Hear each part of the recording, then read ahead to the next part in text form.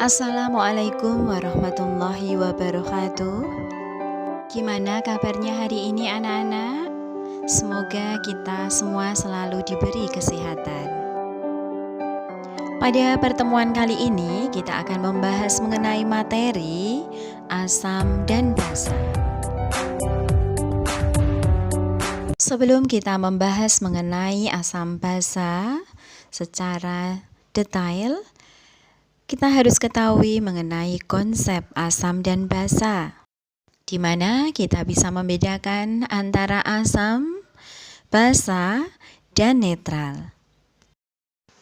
Larutan asam, cirinya rasanya masam, perubahan lakmus biru berubah menjadi merah, bersifat korosif, terdiri dari ion H+ dan ion OH-, sisa asam.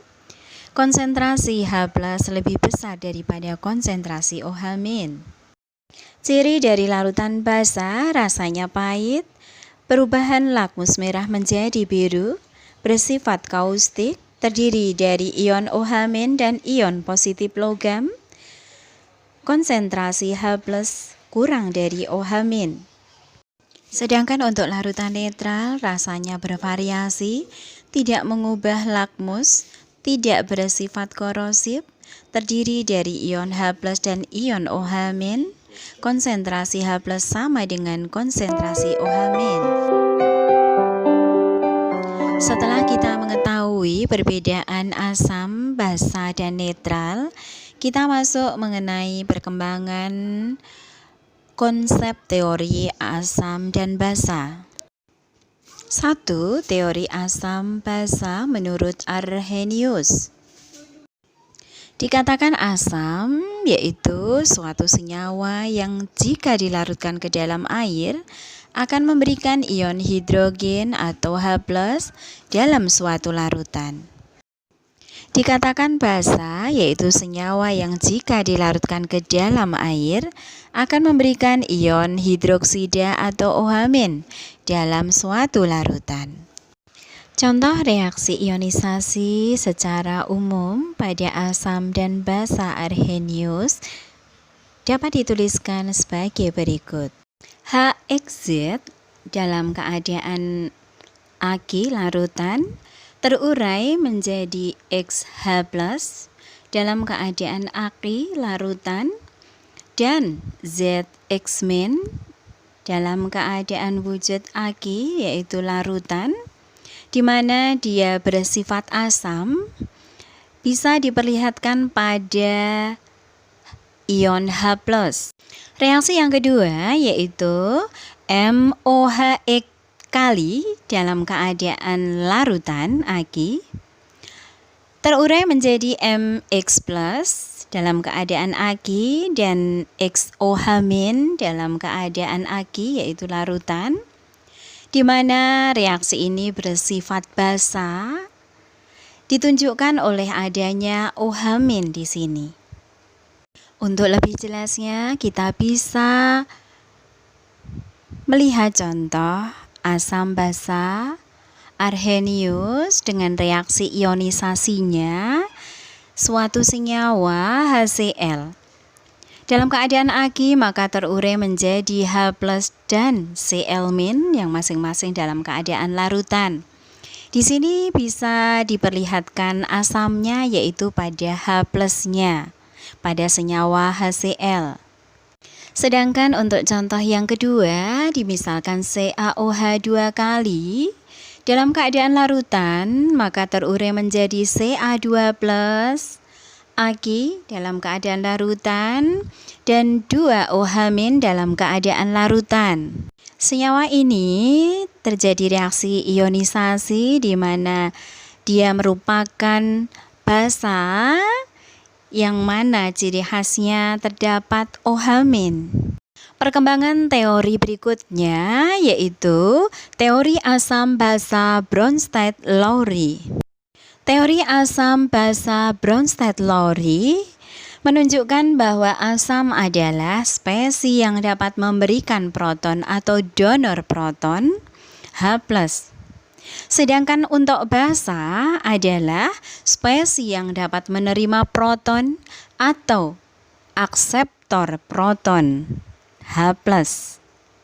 Untuk lebih jelasnya, kita bisa melihat contoh reaksi, yaitu NH3 direaksikan dengan H2O, maka terjadi reaksi kesetimbangan NH4+ dan OH-. NH3 bertindak sebagai basa setelah menerima proton berubah menjadi ion NH4+ yang bertindak sebagai asam dengan menyerahkan proton kepada OH-. H2O bertindak sebagai asam setelah menyerahkan proton kepada NH3 berubah menjadi OH-. Ion OH- bertindak sebagai basa setelah menerima proton dari ion NH4+.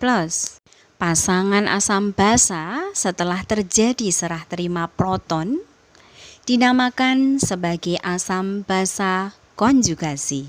Pasangan asam basa konjugasi pada reaksi tersebut yaitu NH3 dan NH4+, di mana NH3 bertindak sebagai basa, NH4 bertindak sebagai asam. Pasangan asam basa konjugasi yang lain yaitu H2O dan OH-, di mana H2O bertindak sebagai asam, sedangkan OH- bertindak sebagai basa. Berdasarkan konsep asam basa Bronsted-Lowry, air dapat bersifat sebagai asam atau dikatakan sebagai donor proton, dan sebagai basa yaitu akseptor proton. Zat seperti ini mempunyai sifat amfiprotik atau amfotir, yang artinya dapat bertindak sebagai basa dan dapat bertindak sebagai asam.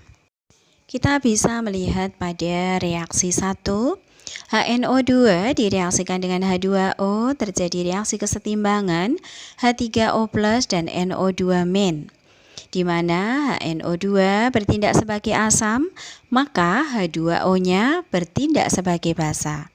Sedangkan pada reaksi yang kedua, NH3 direaksikan dengan H2O, maka terjadi reaksi kesetimbangan NH4+ dan OH-, di mana senyawa NH3 bertindak sebagai basa, maka H2O-nya bertindak sebagai asam. Karena H2O dari reaksi 1 bersifat basa dan H2O dari reaksi 2 bersifat asam, sehingga disebut senyawa amfiprotik atau amfotir. Teori ketiga yaitu teori asam basa Lewis. Pada teori ini dikatakan asam yaitu spesies yang bertindak sebagai penerima pasangan elektron atau dikatakan sebagai akseptor elektron. Sedangkan basa yaitu spesies yang bertindak sebagai pemberi pasangan elektron atau dikatakan sebagai donor elektron.